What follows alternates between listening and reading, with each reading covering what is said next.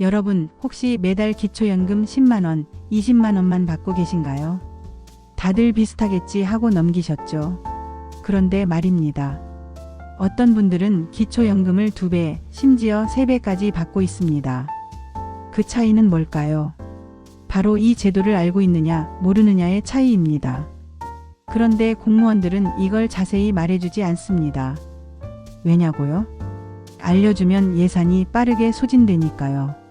오늘 영상 끝까지 보시면 기초연금을 2배로 늘릴 수 있는 방법, 그리고 정부가 절대 먼저 말하지 않는 신청 방법 하나하나 전부 공개하겠습니다. 1부. 기초연금 정확히 뭔가요? 먼저 기초연금의 개념부터 짚고 가겠습니다. 기초연금은 65세 이상 어르신 중 소득과 재산이 일정 기준 이하인 분들께 매달 지급되는 국가복지금입니다. 2025년 현재 최대 33만 4천원까지 받을 수 있습니다. 그런데 많은 분들이 나는 소득이 좀 있어서 못 받을 거야, 재산이 있으니 해당 없겠지 하고 포기해버리시죠. 하지만 중요한 건 단순히 집이 있거나 연금이 있다는 이유만으로 배제되지 않는다는 점입니다. 부부 합산 기준을 개인 기준으로 전환하거나 공제 항목을 최대한 활용하면 얼마든지 수급 가능합니다. 2부. 공무원들은 말 안 해주는 2배 받는 법. 자, 그럼 이제 본론입니다. 기초연금을 2배로 받는 방법. 핵심은 아래 3가지입니다. 1. 부부 분리 신청. 많은 분들이 기초연금은 부부 기준으로 계산되는 걸 모르십니다. 즉, 두 분 다 소득과 재산이 적더라도 합산되면 감액되는 구조죠. 그런데 부부 중 한 분이 요양병원에 입원했거나 실제 별거 상태라면 부부 단독 가구로 신청할 수 있습니다. 이렇게 되면 각각 단독 가구 기준 최대 33만 4천원까지 받을 수 있는 겁니다. 부부가 같이 사는 기준보다 최대 10만원에서 15만원 이상 더 받게 되는 셈입니다. 2. 근로소득 공제 활용. 혹시라도 소소한 일용직, 택배보조, 마트, 아르바이트 등 하시는 분들 계시죠? 그런 분들 근로소득 공제 최대한 적용받으세요. 2025년 기준 월 103만원까지는 전액 공제입니다. 즉, 그 이하 수입은 기초연금 산정에 소득 없음으로 처리된다는 겁니다. 이걸 모르고 소득 있는 걸 그대로 제출하면 연금이 반토막 나거나 아예 탈락됩니다.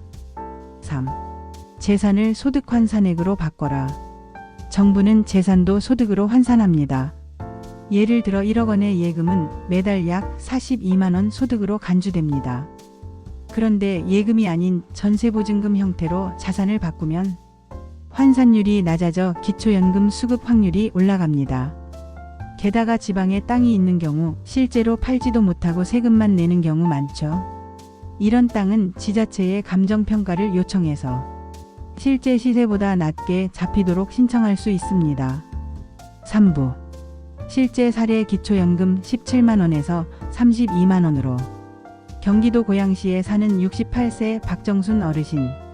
남편과 단독주택에서 함께 살며 소액의 국민연금만 수령 중이었습니다.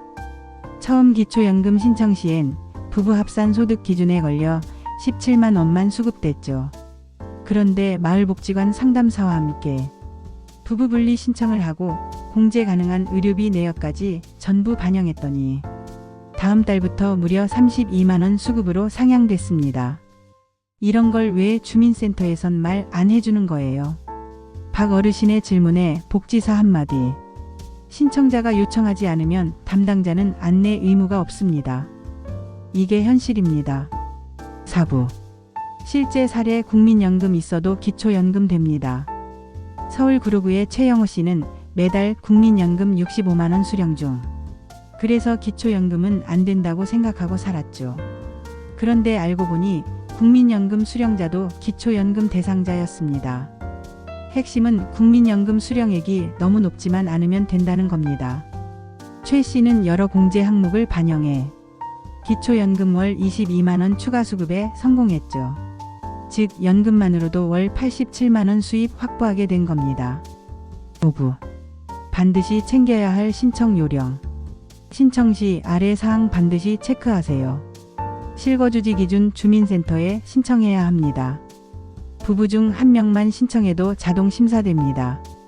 재산신고 시 과다기입 금지, 실제 실거래가 기준으로 조정. 건강보험료 납부 내역 제출 공제 대상 확인. 근로소득 있는 경우 원천징수 영수증 꼭 제출. 신청 후에도 소득 재산이 줄어들면 재신청 가능하므로 조건이 달라졌다면 꼭 다시 신청하세요. 6부. 신청에도 탈락되는 이유 5가지. 과거 부동산 명의 변경.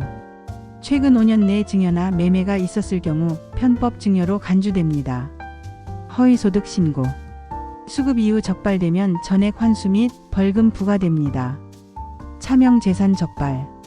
형제나 자녀 명의로 돌려놔도 조사 시 추적 가능성 매우 높습니다. 주거 형태 미신고. 고시원, 찜질방 거주도 반드시 기입해야 합니다. 부양 의무자 기준 은근히 적용. 직계 가족의 고소득 여부가 영향을 주는 경우도 여전히 존재합니다. 7부. 이렇게 신청하면 됩니다. 온라인 신청. 복지로. 공동인증서 필수. 수급 예측도 가능.